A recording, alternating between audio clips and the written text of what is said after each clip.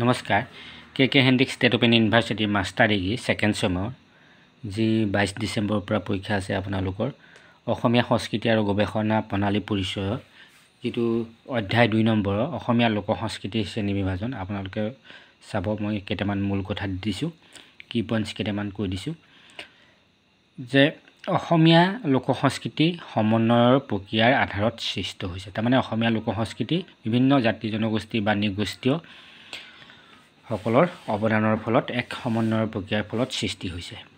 2 নম্বৰতে বিভিন্ন নিগোষ্ঠীয় সমন্বয়েৰে অসমীয়া লোক সংস্কৃতিয়ে বৰ্ণাঢ্য ৰূপ গ্ৰহণ কৰিছে কাৰণ অসমীয়া যি সংস্কৃতি ই অষ্টিক আৰু মংগোলীয় এই দুই গোষ্ঠী বা বিভিন্ন জাতি জনগোষ্ঠীৰো কি হৈছে বিভিন্ন লোক সংস্কৃতি ইয়াত প্ৰভাৱ পৰিছে আৰু বৰ্ণাঢ্য ৰূপ গ্ৰহণ কৰিছে।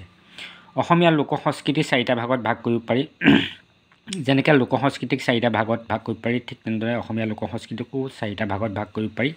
এক ক মৌখিক কলা মৌখিক লোক সংস্কৃতি, খ ভৌতিক লোক সংস্কৃতি, সামাজিক লোক সংস্কৃতি আৰু লোক পৰিবেশ কলা।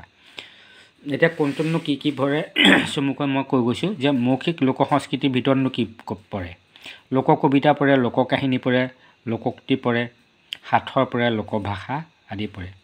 উদাহৰণস্বৰূপে কি পৰে বিহু গীত, হুঁচৰি, বিয়ানাম, ভাৱাইয়া, চটকা, মৈচালি, মাউত গীত, বন্দনা স্তুতি বিষয়ক গীত, দেহ বিচাৰৰ গীত, জিকি আৰু জাৰি, বেলাত, নিচুকনি গীত, ধাইনাম, গৰখীয়া গীত, নাঙেলি গীতৰ লগতে মিচিংসকলৰ ঐনিতম, কাবান, ডিমাছাৰ প্ৰাৰ্থনা গীত, প্ৰেম প্ৰণয়মূলক গীত, বড়োসকলৰ বৈশাগু গীত, সোণোৱালসকলৰ হাইদাং গীত আদি।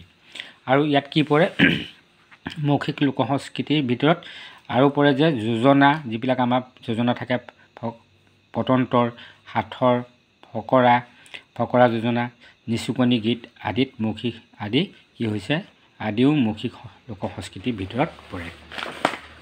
তাৰপিছত চাব ভৌতিক সংস্কৃতিৰ ভিতৰতনো কি পৰে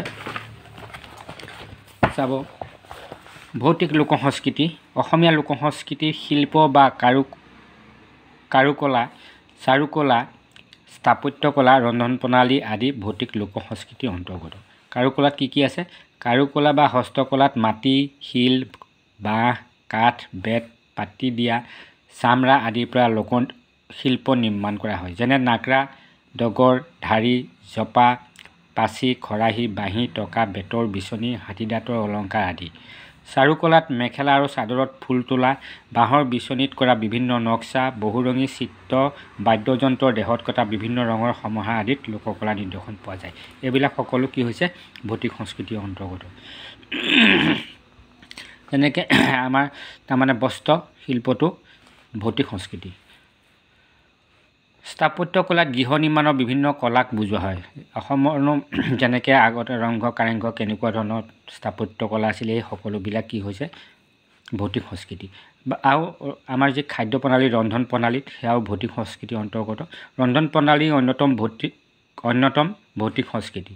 ৰন্ধন প্ৰণালী হৈছে অন্যতম ভৌতিক সংস্কৃতি। অসমীয়া লোকজীৱনৰ ৰন্ধন প্ৰণালী, খাদ্যাভ্যাস, খাদ্যৰ গুণাগুণ, উৎসৱভেদে খাদ্যৰ ধৰণ আদি ইয়াৰ অন্তৰ্গত। এতিয়া সামাজিক লোকাচাৰ কি হৈছে সামাজিক লোকাচাৰ কি মানে কি সামাজিক লোকাচাৰৰ ভিতৰত পৰে উৎসৱ, অনুষ্ঠান, খেল ধেমালি, লোক ঔষধ আৰু লোকধৰ্ম।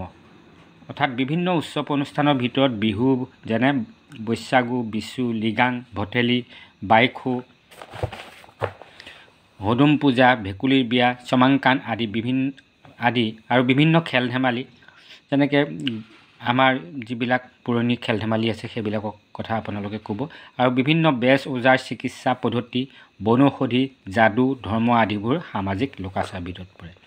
আকৌ লোক পৰিবেশ কলাৰ ভিতৰত কি পৰে যিবিলাক আচলতে পৰিৱেশন কৰা হয় নৃত্য বা হেৰিয়াৰ মাজেৰে গীত আৰু নৃত্যৰ মাজেৰে সেইবিলাককে লোক পৰিবেশ কলা বুলি কোৱা হয়। লোক পৰিবেশ কলাৰ ভিতৰত পুতলা নাচ, ঢুলীয়া, খুলীয়া, ভাৱৰীয়া, ওজাপালি, দেওধনী, দেৱদাসী, কুশান গান, ভাৰী গান, খেৰাই, বাগৰুম্বা এইটো বড়োসকলৰ আদি অন্যতম। এনেকৈ ধৰণে আপোনালোকে অলপ চাব